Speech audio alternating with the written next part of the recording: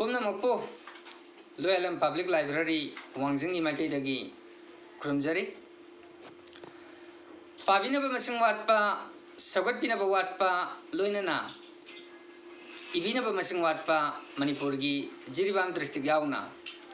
मणिपुर की वांगमदा सोजायनना तारिबा अइबैबिसिंगबो पुंनिंग थगतजब ओइना थमजबा लोयलम public library खोरिलोल मना चलिब सही लिसिंगनी कुनगनिथोय की ओइना हैलाकांदी डिस्ट्रिक्ट की मनुंग चना लेबा लेहाव कोपी लमदमगी मणिपुरी अइबा मई भगत्ता पिजरगनी सही अनि अनि खुदिंगी पिजगदबा मनासिदा सेलोने लुपा लिसिंग तरा सोलदमा मदी सक्ताक्सी अमा यावरी